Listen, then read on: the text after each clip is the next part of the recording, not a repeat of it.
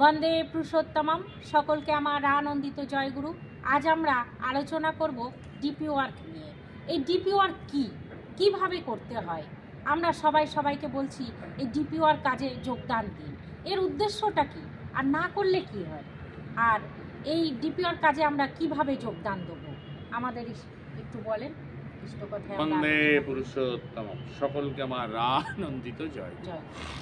এই যে এখন ডিপি ওয়ার্ক, এটাকে বলা হচ্ছে এখন একটা মহাযজ্ঞ। ডিপি ওয়ার্ক কেন মহাযজ্ঞ? আমরা দেখি পরম দয়াল শ্রী শ্রী ঠাকুর সবসময় মানুষকে কোনো একটা কাজ বলার পিছনে তার কিন্তু একটা মহৎ উদ্দেশ্য সবসময় লুকিয়ে,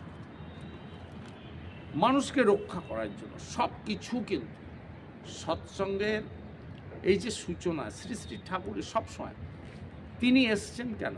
লোক উদ্ধারের জন্য, জনকল্যাণের জন্য, মানুষকে সেই বিভ্রান্তির পথ থেকে মুক্ত করার জন্য, মানুষের কল্যাণের জন্য। আর তিনি যা করেছেন সব কিছু কিন্তু মানুষের কল্যাণের জন্য। এবং এখনও দেখা যায় শ্রী শ্রী বরদা বলতেন কিছু মানুষকে বা কিছু গ্রুপকে কিছু কাজ করার জন্য, শ্রী শ্রী দাদা বলতেন, শ্রী শ্রী আচার্যদেব বলতেন, শ্রী শ্রী অবিন দাদা এখন বলছেন বিভিন্ন এলাকায় বিভিন্ন মানুষকে কোনো একটা কাজের জন্য। এবং সেই কাজটা দেখা যায় যে অনেক সময় সেই কাজটা কি রেজাল্ট হবে খুঁজে পাওয়া যায় না প্রথমে, কিন্তু পরবর্তীকালে দেখা যায় যে সেই কাজটা করতে গিয়ে একটা চরম কোনো মঙ্গল সেখানে হয়ে গেছে। খুব সাধারণভাবে একটা ঘটনা, কিন্তু দেখা যায় যে সেখানে একটা অনেক কিছু মঙ্গল, অনেক কিছু আলোড়ন সেখানে সৃষ্টি হয়েছে। অনেক তার প্রত্যেকটা কাজের ভিতরে কিন্তু একটা মঙ্গল ইচ্ছা আছে। তা এই কাজটার উপর তিনি যখন জোর দিচ্ছেন, এটাও কিন্তু একটা মহামঙ্গলের ভিতরে আছে। এর ভিতরে যে কি মঙ্গলের পরে আমরা পাবো, আরও এখন তো আমরা দেখছি অনেক মঙ্গলে, অনেক মানুষ মঙ্গলের অধিকারী হচ্ছে। ডিপি ওয়ার্ক কাজ করতে গিয়ে অনেক মানুষের রোগ সেরে গেছে ডিপি ওয়ার্ক কাজে যোগ দিয়ে। অনেক মানুষ আগে যেটা ফ্রাস্ট্রেশন হতো, সেই ফ্রাস্ট্রেশন থেকে মুক্তি হয়ে গেছে। কিছু মানুষ এরকম আমরা ঘটনা ইয়েতে পাচ্ছি বিভিন্ন জায়গায় ডিপি ওয়ার্ক করতে গিয়ে, যে মানুষটা সুইসাইড করতে গিয়েছিল, কিন্তু দেখা যায় যে ডিপি ওয়ার্কের কর্মীরা যার ফলে তারা কিন্তু বেঁচে গেছে। এরকম অজস্র ঘটনা কিন্তু বিচ্ছিন্নভাবে কিন্তু আমাদের আছে। তাছাড়াও মহামঙ্গলের যে যজ্ঞ সেটা তো আছে। আর এই ডিপি ওয়ার্ক মানে হচ্ছে দীক্ষাপত্রের ওয়ার্ক। আমাদের যারাই দীক্ষা নিয়েছে, শ্রী শ্রী ঠাকুর বলতেন যে কোনো মানুষ যেন অসহায়, অসুবিধায়, দুর্দশা গ্রন্থ না থাকে। তিনি বারবার বলতেন সবসময় মানুষের কল্যাণের জন্য, সে দীক্ষা নিক বা না নিক। তারপরে দেখা যাচ্ছে দীর্ঘদিন পরে আমাদের তো দীক্ষার সংখ্যা তো অনেক বেড়ে গেছে, দীক্ষার সংখ্যা বেড়ে গেছে প্রচুর।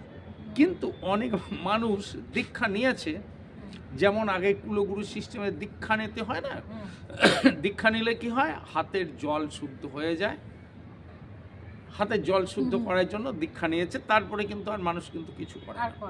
কিন্তু দীক্ষা মানে শ্রী শ্রী ঠাকুর কিন্তু তা বললেন, দীক্ষা হচ্ছে দৈনন্দিন জীবনে এটাকে অভ্যাস করা, ভালো অভ্যাসগুলো চরিত্রগত করা। দীক্ষা মানে মানুষকে দক্ষ করে তোলা, শ্রী শ্রী ঠাকুর বলে। আর এই মানুষকে দক্ষ করে তুলতে গেলে দীক্ষা একটা মন্ত্র দিয়ে দিলেই তো মানুষ দক্ষ হয়ে উঠলো না। এখন তো আর ওই কোনো সময় তো একটা ছু মন্ত্রে কিছু হয়ে যায় না, তাকে অনুশীলন করতে হয়। দীক্ষা নিলে তাকে তো সেই দীক্ষাটাকে অনুশীলন করতে হয়। আর এই অনুশীলন যদি না হয় তাহলে তো দীক্ষা ঠিক থাকেই না। পরম দয়াল শ্রী শ্রী ঠাকুর বলছেন, ইষ্টে চেতন ব্যক্তিত্বটা, মন্ত্রে চেতন মন, ইষ্টভৃতে দীক্ষা চেতন, সেবায় চেতন। আর এই দীক্ষাটাকে চেতন জাগ্রত রাখার জন্য তার কিন্তু প্রয়োজন ইষ্টভৃতি।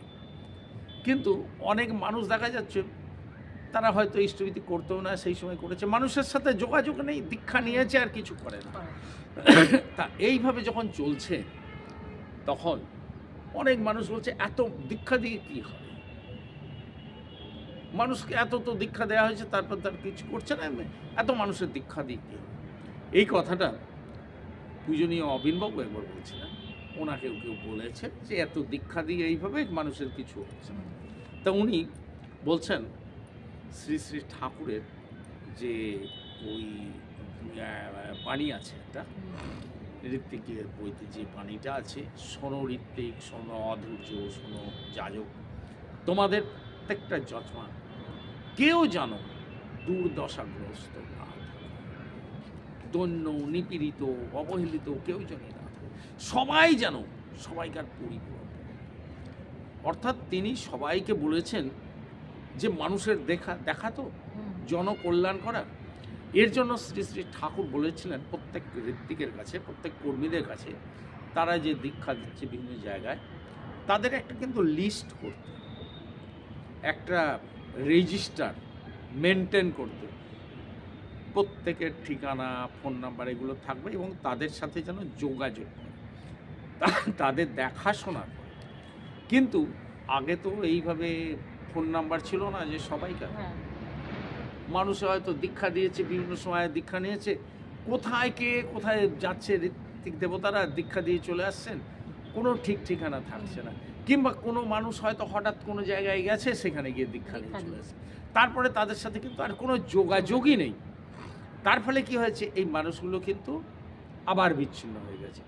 যেমন সংযোগ হয়েছে দীক্ষার মাধ্যমে, দীক্ষা তো একটা অনুষ্ঠান, যে অনুষ্ঠানের মাধ্যমে আমরা কি ভগবানের সাথে যুক্ত হই। যুক্ত যেমন হওয়া যায়, তা যুক্ত তো থাকতে হয়। সেখান থেকে আবার যদি বিচ্ছিন্ন হয়ে যাওয়া যায়, কিছু না করা হয়, তো বিচ্ছিন্ন হয়ে গেল, তা বিচ্ছিন্ন হয়ে গেছে আমার।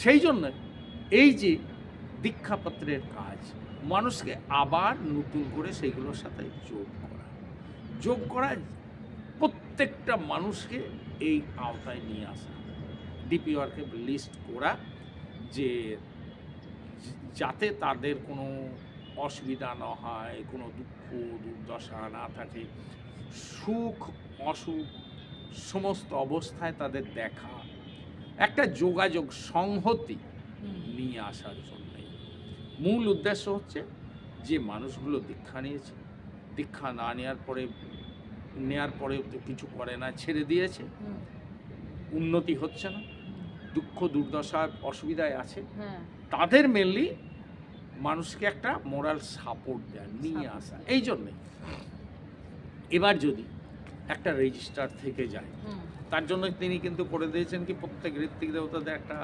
অবলেট রেজিস্টার করে দিয়েছে অনলাইন, যেটা সমস্ত যে প্রথম থেকে যত দীক্ষা দিয়েছে তার হয়তো দেখা যাবে হিসাবই নেই, সেই কিন্তু একটা অনলাইন কিন্তু অবলেট রেজিস্টার করে দিয়েছে। সেই রেজিস্টারের মাধ্যমে সবাই এখন কিন্তু তাদের ফোন নাম্বার পেয়ে যাচ্ছে, যোগাযোগ করতে পারে তাদের সাথে। এই যে তাদের সাথে যোগাযোগ করলে কি হয়, অনেক মানুষের দেখা যায় যে এখন মানুষকে কিন্তু আর্থিক সাহায্যটা কিন্তু একটা বড় সাহায্যই নয়, মানুষের বরং দেখা যায় যে আর্থিক অবস্থা কিন্তু সাহায্য করা বড় একটা প্রয়োজন পড়ে না, কিন্তু তার একটা মোরাল সাপোর্ট সবচেয়ে বেশি প্রয়োজন, যে পাশে কেউ আছে। যেমন একটা আমি উদাহরণ দিচ্ছি আমার বাস্তব জীবনে, যখন প্রথম লকডাউন হয়, আমি তো বাইরে এসেছি, বাইরে আসার পরে এখানে তো কেউ নেই, ইউনিভার্সিটি এখানে ইয়ে থেকে নতুন এসেছি, সেই সময় কিছুদিন পরেই লকডাউন। যখন লকডাউন হয়ে গেল, তখন তো দেখা যাচ্ছে কারোর সাথে কারো কোনো যোগাযোগই নেই। প্রথম এসেছি, তখন কিন্তু আমাকে ইউনিভার্সিটি থেকে আমাদের এইচওডি স্যার উনি ফোন করেছিলেন। উনি ফোন করে বলছে, উত্তম, কোনো প্রয়োজন হলে তুমি এখানে ফোন করবে, কোনো অসুবিধা হবে না, আমরা এখানে সব কিছু। এই যে একটা ফোন আমি ওই সময় পেলাম, তখন কিন্তু আমার যদিও কোনো সাপোর্ট আমাকে নিতে হয়নি কারো কাছ থেকে, হয়ে গেছে, কিন্তু এই যে একটা বড় সাপোর্ট পেলাম যে না, এখানে আমার একজন আছে, এবং তিনি বললেন এখানে সবাই আছে, কোনো অসুবিধা হবে না, এখানে আমাদের সব কর্মীরা আছে, ওই ইউনিভার্সিটির এনএসএস কর্মীরা আছে, কোনো অসুবিধা হবে না, তোমার কোনো চিন্তা নেই, ফোন করে দেবে। যদিও প্রয়োজন হয়নি, কিন্তু এই যে বড় মরাল পিতার সাপোর্ট দয়া, একটা হ্যাঁ। যে আমরা পেয়ে গেছি, এটা কিন্তু সবচেয়ে বড় জিনিস। আমার পাশে একজন কেউ আছে, হুম, এই যে বোধ, হুম, এই মানুষের কিন্তু নেই। আজকে দেখা যায় কি, মানুষে যেন বিচ্ছিন্ন হয়ে গেছে। হুম, প্রতিবেশীর খবর রাখে না। রাখে। এখন যে এই সোশ্যাল মিডিয়ার যুগে একটা ঘটনা ঘটে গেছে কি, সবাই আমরা ফেসবুকে, হোয়াটসঅ্যাপে এর ধরনের বহু আমাদের বন্ধু আছে, হুম, কিন্তু বাস্তবে একজনকে সাহায্যের জন্য পাওয়া যায় না। বাস্তবে প্রতিবেশীকেই পাচ্ছে না।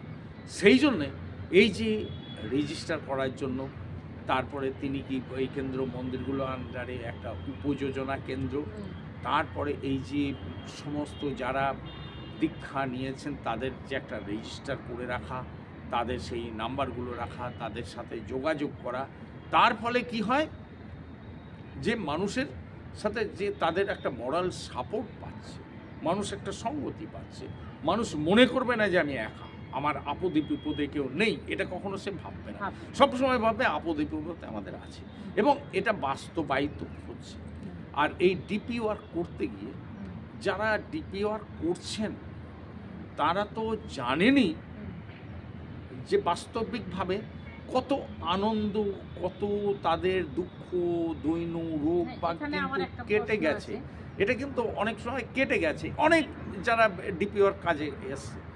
তাছাড়াও যাদের বাড়িতে যাচ্ছে, সেই বাড়িতে হয়তো দেখা গেল সেই বাড়িতে কোনো অসুবিধা, তারা কিছু অসুবিধা ছিল, ডিপি ওয়ার্কের কর্মীরা যাওয়ার পরে তারা কিন্তু অনেক সময় বলছেন, হ্যাঁ আপনারা এসছেন, আমরা এইরকম একটা মোরাল সাপোর্ট পেল। অনেকজন ইষ্টভীতি ছেড়ে দিয়েছিল, যেন একটা নিস্তেজ হয়ে গেছিল। হুম, হুম।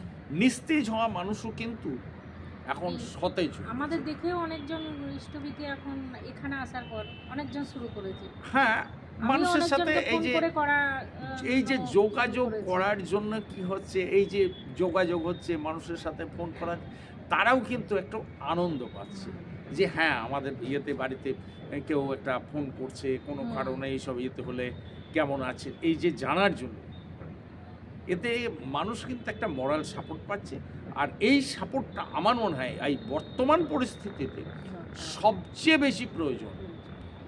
আমরা এই সোশ্যাল মিডিয়ার যুগে একেবারে সোশ্যাল ডিস্ট্যান্সিং বলছে না, সত্যি আমরা ফিজিক্যালি ডিস্ট্যান্স না হলেও যেন সোশ্যালি ডিস্ট্যান্স আছে। মানুষ একই পরিবারের মধ্যে থেকেও যেন তাদের মধ্যে অনেক ডিস্ট্যান্স হ্যাঁ, হ্যাঁ। সেই জন্য এই ডিপি ওয়ার্কের সাথে এবং আচার্যদেবের এই কতগুলো নির্দেশ পালন করার ফলে মানুষ কিন্তু আরও একত্রিত হতে সংহতি এসছে। আর একটা প্রশ্ন আমার আছে যেটা, যে আমরা বলছি ডিপি ওয়ার্ক কাজ করলে আমরা মঙ্গলের অধিকারী হব। হ্যাঁ, এই মঙ্গলের অধিকারী হব যে যখনই কেউ শুনছে তখনই ডিপি ওয়ার্ক কাজে যোগদান দিচ্ছে। হ্যাঁ। এটা তো লোভে পড়ে যাচ্ছে, এর মধ্যে এটা কি মঙ্গলের কি অধিকারী তারা হবে? আচ্ছা, লোভে পড়েই যে ডিপি ওয়ার্কের কাজে যাচ্ছে হ্যাঁ। মঙ্গল হবে বলে। হ্যাঁ, পরম দয়াল শ্রী শ্রী ঠাকুর কি বলছেন, ভালোর ভেলও কিন্তু ভালো। হ্যাঁ, হ্যাঁ। একটা গল্প আছে, হুম, একজন শিকারী হুম, শিকার করতে গেছে, শিকার করতে পাখি মারতে গেছে, গিয়ে দেখছে তার কাছ থেকে তো পাখিগুলো সব দূরে পালায়, হুম, কিন্তু একটা সাধু বসে আছে ধ্যান করছে, তার গায়ের কাছে গিয়ে কিন্তু গায়ে গিয়ে বসেছে, তার মাথায় গিয়ে পাখিগুলো বসছে, পাখিগুলো তাকে কিন্তু ভয় করছে না। ও তখন কিন্তু সাধু সেজে কিন্তু বসে গিয়েছিল পাখি মারবো বলে, সাধু সেজে, সাধুর মতো সে গঙ্গায় স্নান টান করে ওই রকম বসে যেতে যেতে কিন্তু সে সাধুই হয়ে গেছিল। সাধু। কেউ যদি লোভের বশবর্তীই যায় হুম, তাহলে তার কাজের ফল তো সে পাবেই। অবশ্যই। যেমন কেউ যদি হুম, জেনে শুনে বিষ খায় মরবো বলে, সে যেমন মরবে, কেউ না জেনে যদি বিষ খায় সেও মরবে। হুম, আবার কেউ যদি ওটাকে কোনো একটা ভালো জিনিস মনে করে হুম, কোনো বিষাক্ত জিনিস খেয়ে ফেলে, হুম, হয়তো দেখা যাচ্ছে কোনো ভালো মিষ্টি, তার ভিতরেই হয়তো কোনো বিষ আছে, বিষ আছে। সে কিন্তু না জেনেও যদি খায়, বিষের ক্রিয়া তো তার বিষ থাকবেই। বিষ থাকে। সে লোভেই করুক আর যেভাবেই করুক, হুম, সে যখন এই ডিপি ওয়ার্ক কাজে যখন যোগদান করবে, হুম, কাজের যে ফল, সে ফলটা তো সে পাবেই, কর্মফল তো সে পাবেই, সে যেভাবেই করুক। সেই। তবে সবচেয়ে যে বড় ভাব হচ্ছে হুম, নিজের যে মন- কি আচার্য নির্দেশ আমি পালন আমায় পালন করতেই হবে। কেন? আচার্যকে খুশি করার জন্য। আর এই আচার্যকে খুশি করার জন্য যদি আমরা কাজ করি, তখন আমরা কিন্তু একটা বড় শক্তি পেয়ে যাই। এটা কিন্তু একটা বাস্তব জিনিস আছে যে আমরা কিছু করতে গেলে শক্তি পাই না, কিন্তু তাকে খুশি করার জন্য, ইষ্টকে খুশি করার জন্য যদি করতে যাওয়া হয়, তখন কিন্তু বাইরের একটা কিন্তু শক্তি পাওয়া যায়। এটা সবসময় বাস্তব। বাস্তবে যদি একটা ঘটনা বলছি, যদি দেখা যায় একটা বাঘ একটা গরুকে তাড়া করেছে, সাধারণত গরুটা কী করবে? পালিয়ে যাওয়ার চেষ্টা করবে, কিন্তু পালিয়ে যেতে পারবে না, বাঘ তাকে কিন্তু ধরে খেয়ে ফেলে। ঘটনা কিন্তু এটাই হয়। বাঘ যখন গরুকে তাড়া করে, গরু কিন্তু আলটিমেট পালিয়ে যায়। পালিয়ে যাওয়ার সময় কি হয়? বাঘ তাকে ধরে খেয়েই ফেলে। এটাই হচ্ছে ঘটনা। কিন্তু যদি দেখা যায় ওই বাঘ একটা ওই গরুর বাছুরকে তাড়া করেছে, ওই গরু তখন বাঘটাকে আক্রমণ করার চেষ্টা করে। সে কিন্তু তাকে শিং দিয়ে আক্রমণ করে বাঘকে জখম করে ফেলে এবং বাঘ কিন্তু ভয়ে পালায়। এরকম ঘটনাও কিন্তু আছে। কারণ কি? গরুটা তার বাচ্চাটাকে ভালোবাসে, সেই বাচ্চাটাকে বাঁচানোর জন্য সে তখন যাচ্ছে। তার যে এই ভালোবাসার বাঁচানোর জন্য তার কিন্তু একটা যুক্তি কিন্তু বেরিয়ে গেল। সে কিন্তু পালিয়ে যাচ্ছে না, তখন সে কিন্তু তার সাথে লড়াই করছে এবং লড়াই করে সে কিন্তু জিতছে। কেন? একই গরু পালিয়ে যেত, এখানে কিন্তু পালাচ্ছে না। আমাদের কিন্তু তাই, আমরা নিজেদের স্বার্থের জন্য যদি যাই, তখন কিন্তু আমাদের শক্তিটা ওই রকম হয়, বাঘেলে আমরা পালিয়ে যাব এবং বাঘের হাতেই পড়ব।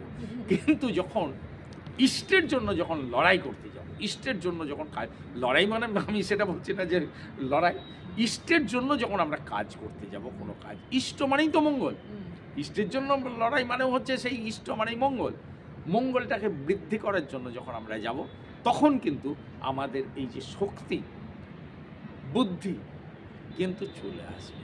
অনেক সময় দেখা যায় যে অনেক কর্মীরা যে যান, অনেক বড় বড় তথাকথিত শিক্ষিত জ্ঞানী গুণী মানুষকে তারা কিভাবে কথা বলে যে কনভিন্স করে ফেলেন, নিজেও জানেন না। এরকম অজস্র ঘটনা আছে। তারা এইসব মানুষকে কিভাবে কনভিন্স করে ফেলেন, তারা নিজেও জানে না। না জানার কারণ হচ্ছে আমরা আমাদের শক্তি সম্বন্ধে জানি না। আমরা সাধারণত কিছু বিপদে পড়লে আমাদের জন্য পালাই, কিন্তু ওই গরুর মতো বাছুরকে বাঁচানোর জন্য মানুষ যখন ইষ্টের জন্য কাজ করতে যায়, তখন কিন্তু বুদ্ধি চলে আসে।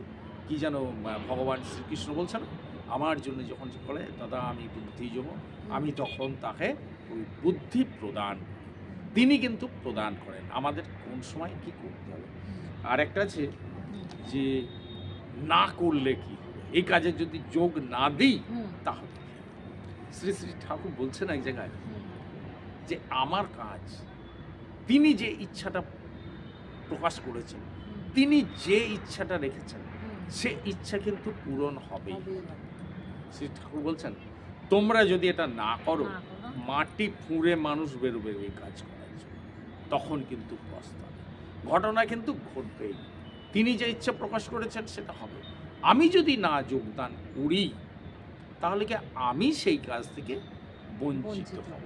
যেমন সেই ভগবান শ্রী রামচন্দ্রের সেতু বন্ধন, একটা কাঠবিড়ালিও সেই তার মতো করে যোগদান করেছে। বীর হনুমান, বীর সেনারা যখন বড় বড় পাথর নিয়ে যাচ্ছে, কাঠবিড়ালি কিন্তু সেই গায়ে করে একটা বালি নিয়ে গিয়ে সেখানে ফেলছে। সে কিন্তু তার নিজের মতো, তার যতটুকু সাধ্য মতো আপ্রাণ চেষ্টা করে সে কিন্তু যোগান দিচ্ছে। পরমদয়াল ঠাকুর কি বলছেন, ঈশ্বরেরই ডাক এসেছে, তার কাজে তো সংগতি, যোগান দিয়ে ধন্য হতই, হোক দলিত দুর্মতি। আমরা যে যেমনভাবে পারব তার কাজ, তাকে খুশি করা, এই খুশি করার জন্য আমরা এই কাজে যোগান দেব। এই কাজের পিছনে, এটা তো আমি আমার বুদ্ধি মতো বললাম, কিন্তু এর ভিতরে যে আরো মহান কি মঙ্গল লুকিয়ে আছে, সেটা কিন্তু আমরা এখনো জানি না। এর ভেতরে আরও কি আমরা, কারণ আমরা সবসময় দেখেছি প্রত্যেকটা কাজের কাজে- ভিতরেই মানে যে কোনো কাজ আমাদের আশীর্বাদ আসে, যে কোনো কাজে নিতে তার পিছনে কিন্তু একটা বড় মঙ্গল লুকিয়ে থাকে। এর পিছনে আরও যে বড় মঙ্গল কি লুকিয়ে আছে আমরা জানি না, তবে এই কাজে যারাই যোগ দিয়েছে যেভাবেই তারা কিন্তু মঙ্গলের অধিকারী হচ্ছেন এবং হবেনই হবে। সে লোভী দিক আর ইষ্টকে খুশি করার জন্যই দিই, তবে সবচেয়ে বড় কথা হচ্ছে তাকে খুশি করার জন্য যদি আমরা দিই সবচেয়ে আমরা বেশি খুশি হব, আনন্দ পাব এবং আমাদের যে শক্তি বুদ্ধি এটা কিন্তু বাড়বে, ঠিক মতো প্রয়োগ করতে পারবে। ঠিক আছে, জয় গুরু। জয়গুরু। আজ আমরা সুন্দরভাবে জেনে নিলাম এই ডিপিওয়ার কিভাবে করতে হবে, এর উদ্দেশ্য কী। এই যে ডিপিওয়ার কাজে আপনারা যে যেমনভাবে পারবেন সবাই যোগদান দিন। এর মধ্যে যে কি মঙ্গল লুকিয়ে আছে আমরা তো জানি না, কিন্তু আমরা মঙ্গল তো সব ঠাকুরের সব কাজেই মঙ্গল থাকেই থাকে। আপনারা সবাই ভালো করে ডিপিওয়ার কাজে যোগ দিন। আপনারা ভালো থাকবেন, সুস্থ থাকবেন, পরম দয়ালকে নিয়ে আনন্দে থাকুন। জয়গুরু। বন্দে পুরুষোত্তম।